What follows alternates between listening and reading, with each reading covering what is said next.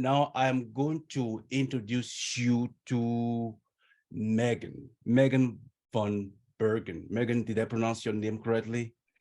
You did, yes. Okay. Megan is a fifth-year PhD candidate in rhetoric, writing, and linguistics at the University of Tennessee, Knoxville. She is currently writing a dissertation about the history of grades in first-year composition and the emergence of ungrading, with a focus on documenting instructors' experiences and ensuring effective institutional support for alternative assessment practices. She has been using ungrading in her courses since summer 2029. Now I'm going to hand it over to Megan. Megan, would you please get us started? Excellent, sure. Thank you so much for the introduction. Thank you so much for having me back. I love talking about ungrading, and so I am thrilled to be here. I am going to, before I share my screen, I'm going to go ahead and put a link in the chat with access to some ungrading resources that I worked up for today, so I don't forget to do that once I start the presentation. So these are going to be some of the sources that I drew on in putting the talk together, but also especially for people who are in disciplines outside my own, I tried to make sure that there were some good open access resources available that talk through the theory of ungrading, that provide other examples of what ungrading can look like. And so if you want to know more, you can consult that. So let me go ahead and share my screen then. So there's the resources, and I'm going to come back over here too and start the slideshow. All right, here we go. Fun. So I'm going to talk today about making ungrading work for you and your students. As Igor said, I am a fifth-year PhD candidate here at the University of Tennessee, Knoxville. I researched for my dissertation the emergence of grades in the early first-year composition program and the grassroots level shift towards ungrading starting in 2020 and continuing on through 2022. I started using a hybrid version of ungrading in 2019, and then in 2020, I switched to an all ungrading version. And so I've been using it for about 3 years. And a lot of what I talk about today kind of comes out of my own experience in the classroom, my own practice in the classroom, and what I have found works and doesn't work.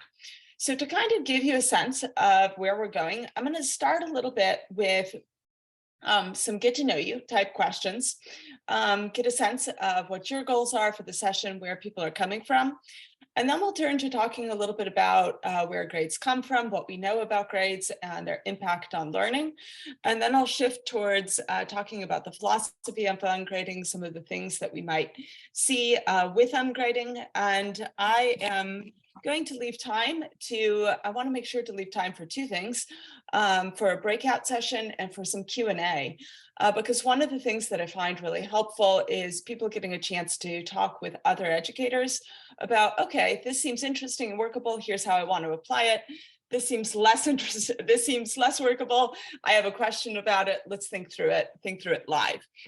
So I have some embedded polls here. And this, whoa, yes, excellent, there it is. All right.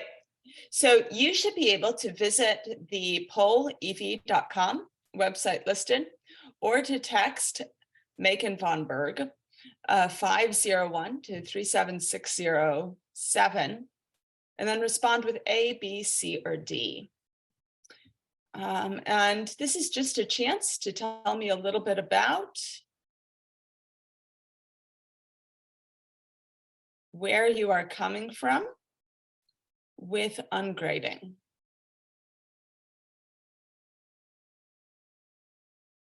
So I will chill here. All right. That's fun. Part of the reason I ask is that, as Igor mentioned, I came and I talked about this in 2020. And so one of the things I want to check is kind of where people are and make sure that I'm targeting correctly. All right. Thank you so much for putting the link in the chat, Jason.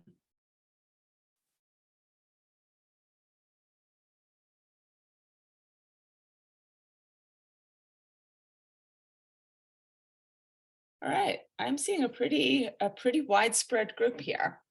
That's kind of fun. I'm also seeing people who have tried some things out. I would love at some point to hear what that looked like for you. So I'm going to go ahead now and move on to the next question.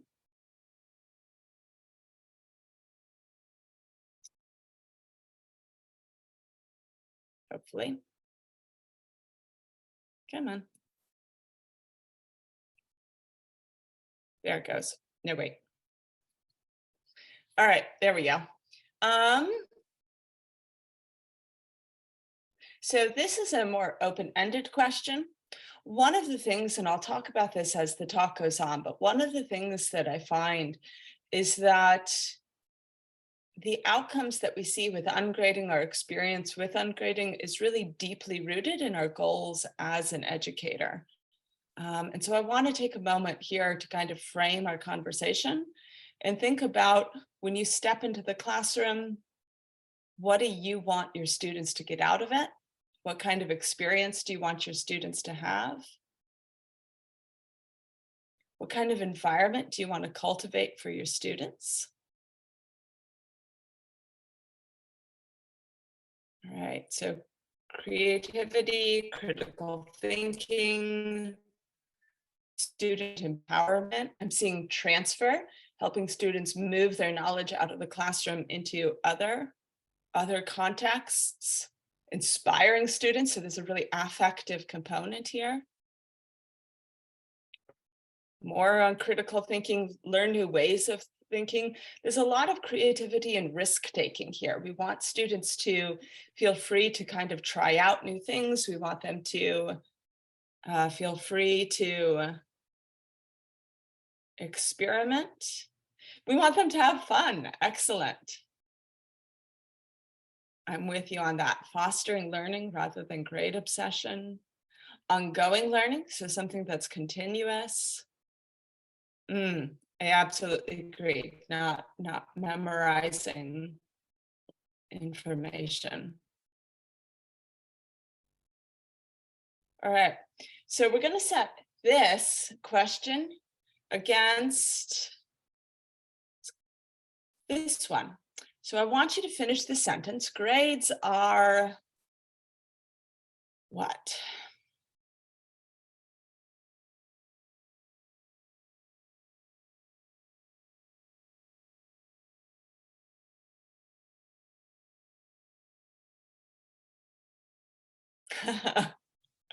Okay. Required, right? Reflective.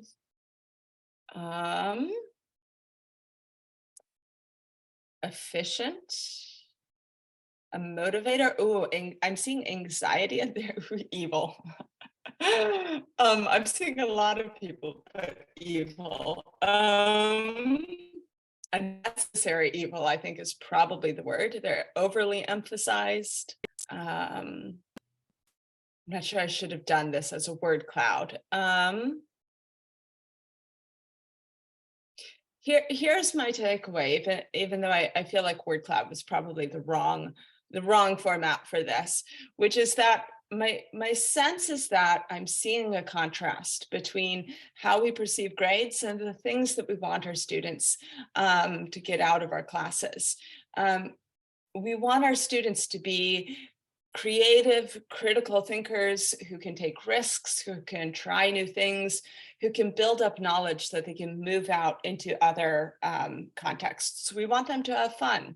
And we perceive grades as boring, as a necessary evil, as causing students some anxiety, as having less use value or less importance. I see uncritical there. We don't, they kind of flatten our ability for thinking. And so this is where I want to start, with this conflict between what grades do and what we want what experience we want our students to have in our class. So I'm going to transition to talking a little bit about the history of grades now. I find this to be really helpful in terms of thinking about, all right, here's the background. Why are we interested in ungrading? Why are we interested in changing our assessment practices? Because knowing the why can kind of give us direction and help us make decisions. So we know three things about grades and grading from the research. The first thing we know is that grades interfere with learning. We know that students tend to value grades over learning the material.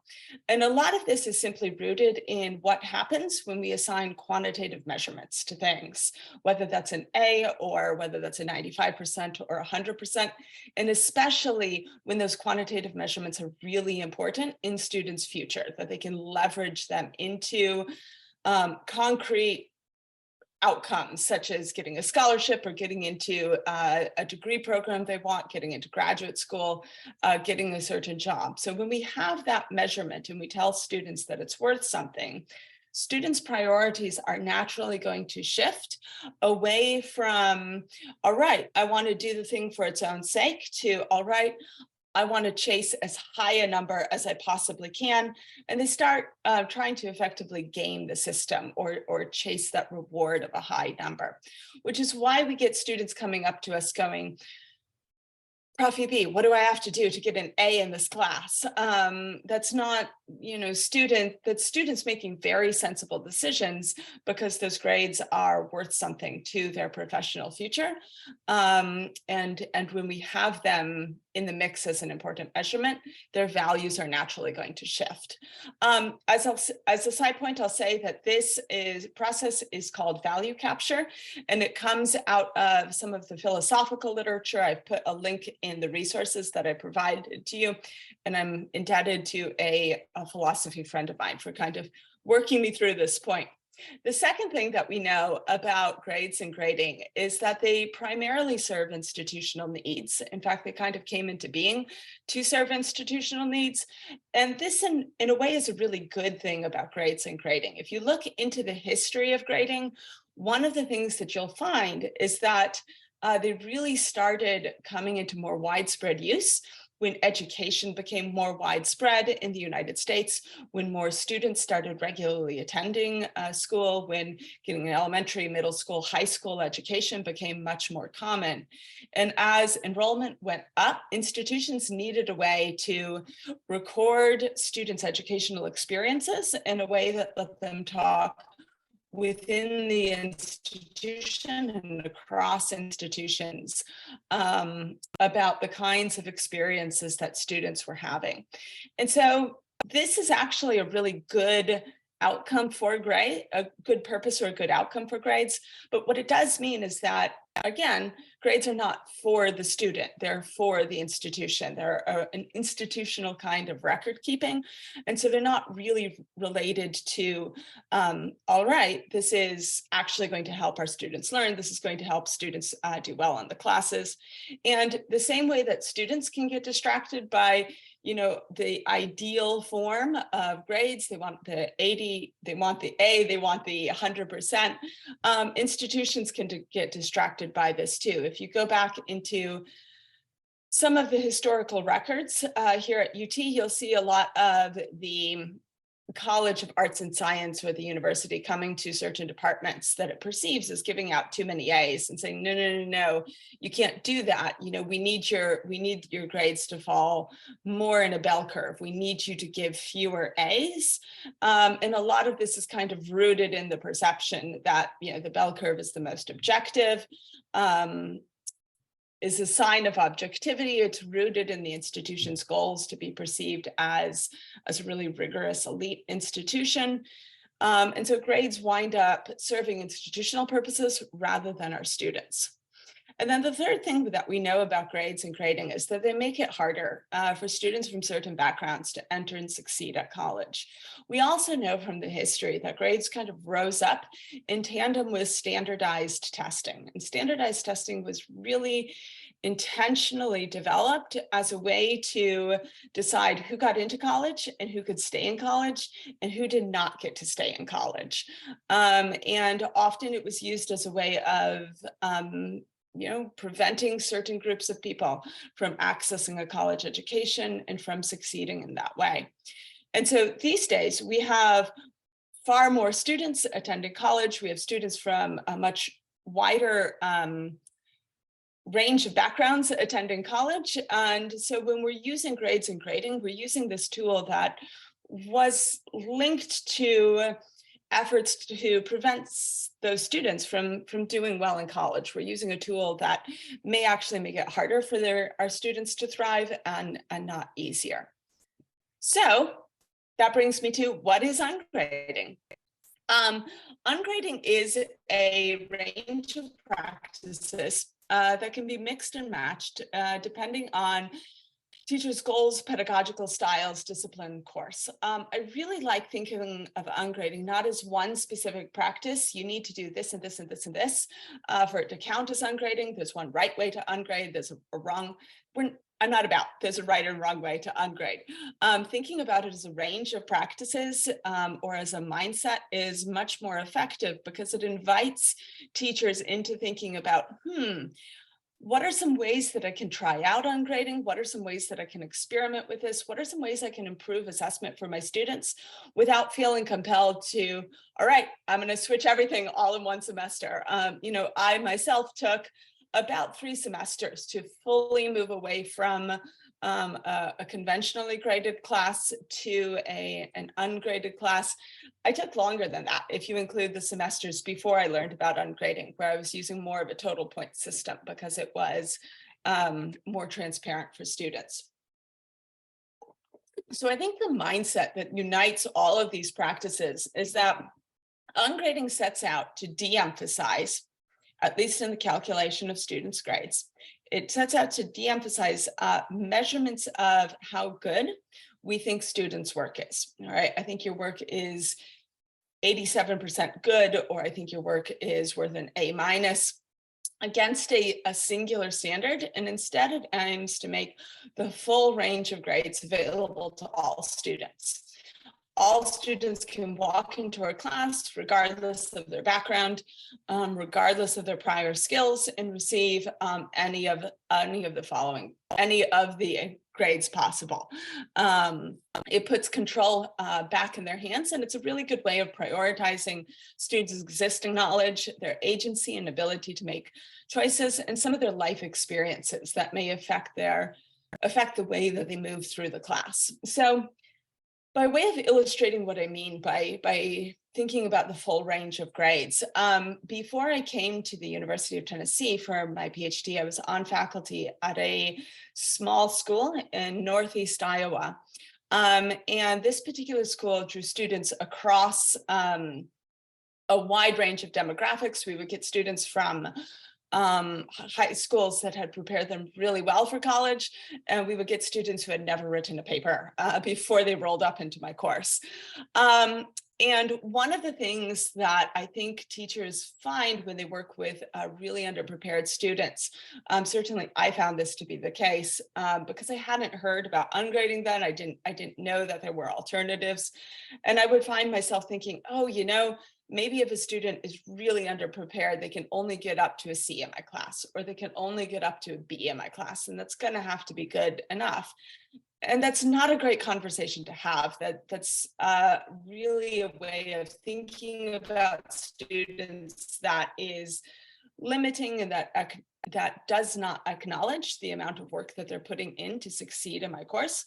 And so by shifting the grading mechanism away from, I'm going to measure how good I think your work is and attach a quantitative number to that measurement. Instead, I put it on student labor or their work for the course. I'll talk about that in a minute. But by moving into that new system, it's possible for any student to get an A in my class. It doesn't mean, by the way, that I'm not providing feedback. It doesn't mean that they're not getting information and support and coaching about how to make their work better, give tons of feedback every semester. That's just not attached to the grade anymore. I don't want to spend too long on talking about what specifically ungrading can look like, because I find that this varies so widely by discipline. But I do want to kind of give you an overview of what it looks like for me, and also some other alternatives, what it could look like in a STEM course, for instance, because I want us to have something concrete in mind to kind of visualize. All right, so like, what does it actually look like to de-emphasize these measurements? So I'm going to start from the bottom there. I use what's called labor-based grading. As I tell my students, if you do the work, you will get an A in the course. And I spell out for them what the work entails. It entails passing all of their projects, participating in all of the peer reviews, participating in the rubric generating discussions, doing a certain amount of participation work. And if they do all of those things and we track it over the course of the semester, they will get an A. Labor-based grading wouldn't work for me, though, without certain other kinds of assessments. I do a lot with self and collaborative assessments. These two items work for the same purpose, which is I'm continually asking students, okay, we've had this entire unit on how to write instructions and how to make them, user-friendly, accessible. What do you think goes into an effective set of instructions? What do you think makes an ineffective set of instructions? And then once they submit their project, I say, how did the process of pulling it together work for you? What are you really proud of here? What do you think you could do better at? And this is a way of inviting students into the process of assessing their own work, kind of strengthening their ability to self-assess, which is a skill that they're going to need in other non-writing intensive courses. It's a skill that they're going to need in graduate school or on the job. And it's a way of respecting my students' perspective of their own work so that I'm listening to them as I am assessing. I also use flexible late and attendance policies. I accept quite a bit of work for full credit up until the end of term, all major projects and homework assignments. If I don't accept it late, then I provide students multiple ways to submit it online or in person, for instance. And though I give students credit for attendance, I don't penalize them for attendance. So a student is not going to fail my course if they miss too many courses, for instance. And closely related to that is I give them a menu of options for participation. So it doesn't look like, hi, please speak up in class, but it can look like taking a project to the writing center. It can look like doing 80% of the readings. It can look like interviewing somebody in the field that they want to go into about what good writing is. And so this is a good way for me to kind of play to my students' strengths and give them options of work that they can do that fit with who they are as a person. This is what works for me in the writing courses that I teach. One of the things that I've really loved about doing ungrading research over the last few years, though, is seeing what people in other disciplines use. So colleagues who are in STEMier departments, colleagues who are in social sciences might use things like minimal grading, where maybe they keep the main projects conventionally graded, but they take some smaller assignments and they make those pass-fail. This, by the way, is what I did when I was first coming into ungrading. Is I kept the major projects graded and converted everything else to pass-fail. It was really a good way for me to experiment with this. They may make tests pass-fail up to a certain percentage. So to pass the test, you need to get at least a 70%, and that's the primary measure that we'll use, is whether you've passed this test. This can be a really good way, especially in disciplines that require students to have certain content knowledge. You know, can you tell me in a geology course, can you tell me what the 3 major kinds of rocks are, or for instance? Or the last one here is critique-driven assessment, or specs grading, where students have to meet certain standards or perform certain activities by the end of the class. And rather than giving students a grade on their performance and then moving on, critique-driven assignments ask them to do a rough draft, gives them feedback, and asks them to redo it, and so on over the course of the semester. I think I placed, there's a possibility I missed it, but if I did, I'll check after this presentation and make sure it's in there. I've placed Susan Blum's edited collection, Ungrading, in the list of resources, and then I'll also make sure I've got Linda Nilsson's specs grading as a reference in there, because both of those I think are really good at describing this particular version of ungrading, and I think it can work really well for more content-focused courses. So a couple of things that I find that ungrading can do. I think that by attaching credit or attaching students' grades to things like the work that they do or to passing certain assignments, it gives students room to meet some of those goals that we were talking about earlier, to think critically, to think creatively, to have a little bit more fun with the class without worrying about, ooh, you know, this might not get me an A, I might be jeopardizing my A or my 100%. They can take risks a little bit more. It's a good way of encouraging metacognitive thinking. This is a good way of building transfer. We know from the research that when students are thinking about, okay, what went well for me on that assignment, what didn't go so well for me on that assignment, when they're assessing themselves, what that does is it takes what they're learning from the subconscious to the conscious level, and so they can carry it forward into other classes, into other contexts. It's a really good way of giving students a say in how they are assessed. So one of the important assumptions behind ungrading is making sure that you know, we're listening to students' account of their experiences, and we're not coming in and saying, you know, I know you thought you did a good job on that paper, but that's actually a terrible job. And we're acknowledging where they've tried, what they've been learning, where they've grown, even if it might not be visible through a conventional lens. And then the last point here is that it's a good way to account for students' out of class experiences. So it's not really an accident that interest in ungrading has really grown since 2020. We've had a lot of chaos in the educational environment over the last couple of years, you know, adjusting to new ways of learning, you know, adjusting to unexpected illnesses, unexpected, you know, requirements about where we work and where we learn, how we work and how we learn. And so building some flexibility and building multiple ways to complete the same assignment and attaching credit into things that are easier for students to work towards than simply, you know, meet the standard that I have set and that I am going to judge you on is a really good way to accommodate students as they're navigating through some of this chaos.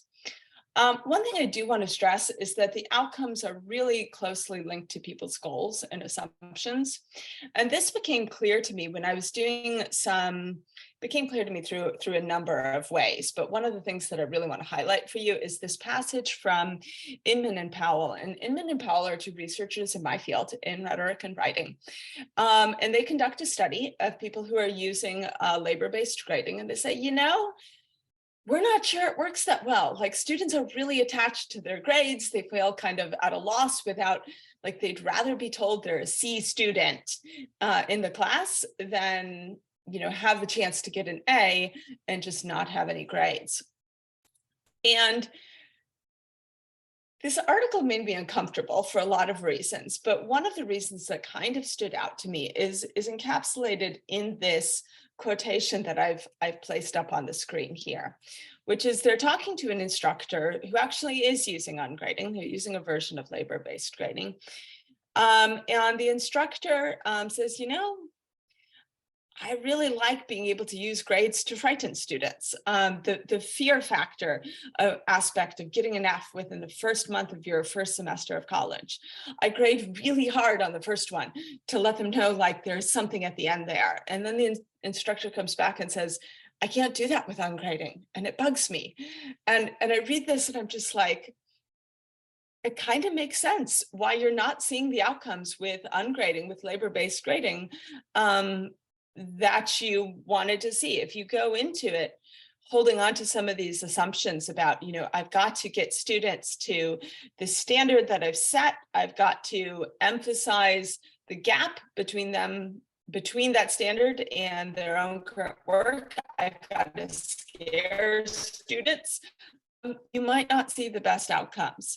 But my belief is that if your goal is to acknowledge the assets that students bring to the class, to cultivate learning and metacognitive thinking, to put more of students' grade in their control, then you will see good outcomes, even if all that's available to you is just a little bit of ungrading, which is kind of where what I want to stress here as I'm reaching the end of the part of the talk where I talk, before we move into the breakout rooms, is if you're here and you're thinking about like, okay, I wanna try ungrading. What I want to stress is that it's important to know what you want to get out of ungrading. The goals that you have with it are going to drive your decisions, which is in turn is going to drive the outcomes that you see. I also want to stress that ungrading is not one specific thing. I've talked about my practice, but my practice is not going to work for everybody across all disciplines. Choose practices that work for you and for your discipline. And closely related to that, don't feel as though ungrading is all or nothing.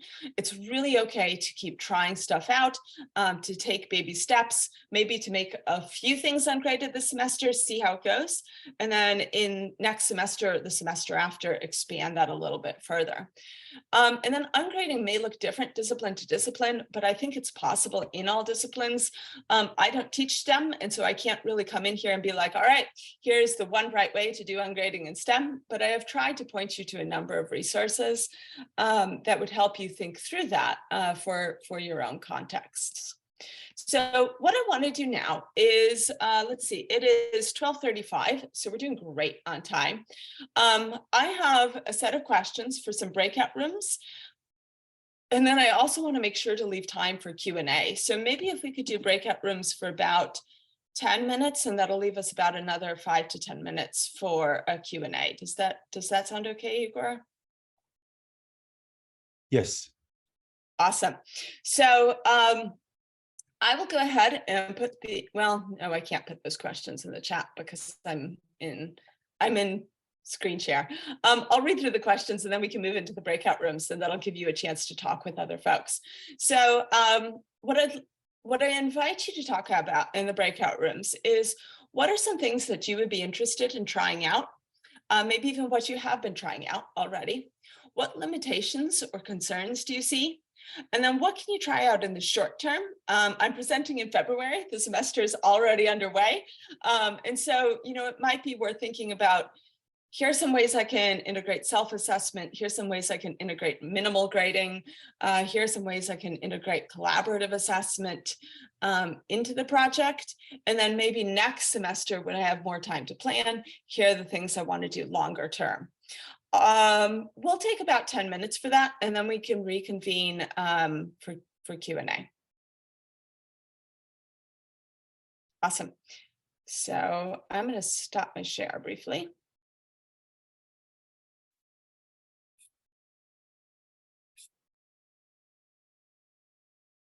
And Igor, are you going to do the breakout rooms, or do you want me to do that? Oh, why don't you set it up? All right, I can do that if y'all will give me just a moment then.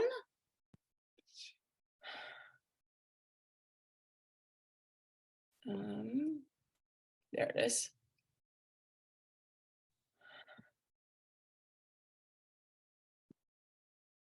Sorry, y'all, give me just a second. I am wrangling the breakout rooms here.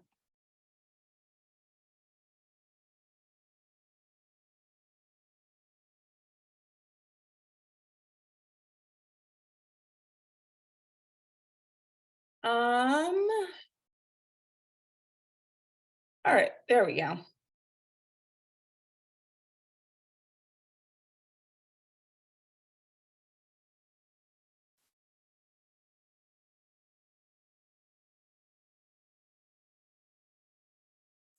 We need to make sure that the interpreters and Amanda are in the same group together. Yes, I did that automatically, but I can definitely, Igor, if you want to pause the recording and then we can make sure. Okay, yeah.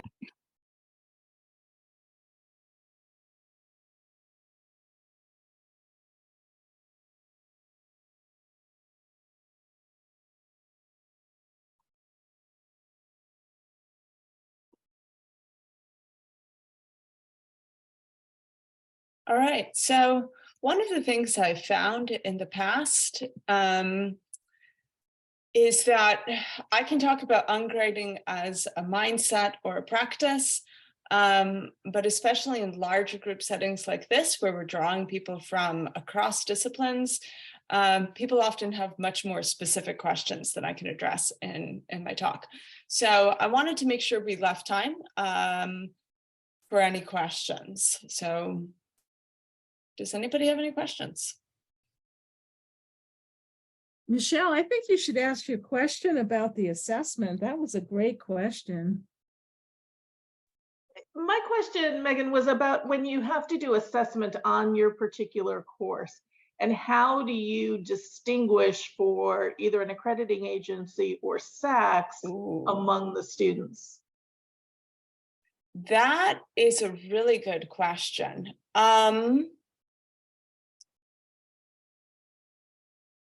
A couple of thoughts. I have been involved in some not here, but at my previous institution. I've been involved in the process of re-upping accreditation. And so I remember kind of the work of collecting evidence and interpreting the evidence for the accrediting agency. And in light of that, I like and I'll go ahead and add that to the, I'll add it to the resources document after we get off the phone call. It's not on there now, but Anoy has a blog post, and Asao Anoy is probably the top scholar in my field on alternative assessment. He works with labor-based grading, and he suggests that the process of accreditation is the process of making an argument. And so there's a possibility to make the argument that alternative methods of assessment are better for student work, student labor, to pull out alternative documentation, perhaps student self-assessments, perhaps products of student work, depending on the accreditation requirements. My previous institution was in Iowa, and so I'm less familiar with the SACSOX requirements, and use that to make an argument. The other thing that I would suggest is that potentially some of this qualitative measurement can be conducted through, say, program evaluation. For instance, one thing that's really common in my field is a portfolio assessment. And I know of schools in my field that do this, where they ask students to collect evidence of their writing over the course of the term. And then students write a self-assessment saying, all right, here's the work I've written. Here's how it lines up with the outcomes that you asked for. Here's how I have met the outcomes. And so it can still be attached to quality assessment. We're receiving the portfolio, we're receiving student work. As a program, we could still assess that based on our quality benchmarks, but we're also receiving students' self-assessment of how they feel that they've met some of the program requirements. And so that's, I think, an alternative way to still make sure that our students are meeting those outcomes, to make sure that we have our finger on the pulse of where students are in terms of their quality work, but also not be continually measuring students throughout our classes when we want them to be learning. That's a really good question, though, and I'm happy to keep talking about it if you want.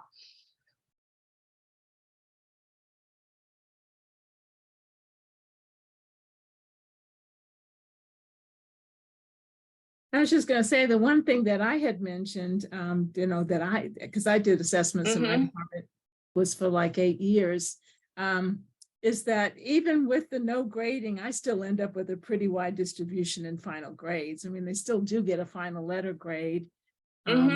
Yeah, just because some of them don't turn in assignments, or, they get a couple fails on some of their pass-fail assignments. And so I don't have any problems doing my assessment, but it's a very STEM technical class. It may not work the same in other classes. Yeah, I have colleagues in other departments, other humanities departments, social sciences departments, who report the same. Students can choose to do the work, or they can choose not to do the work. And so it's not all of a sudden everybody's getting an A either. We're just shifting the way that we arrive at that grade and putting it more in students' control.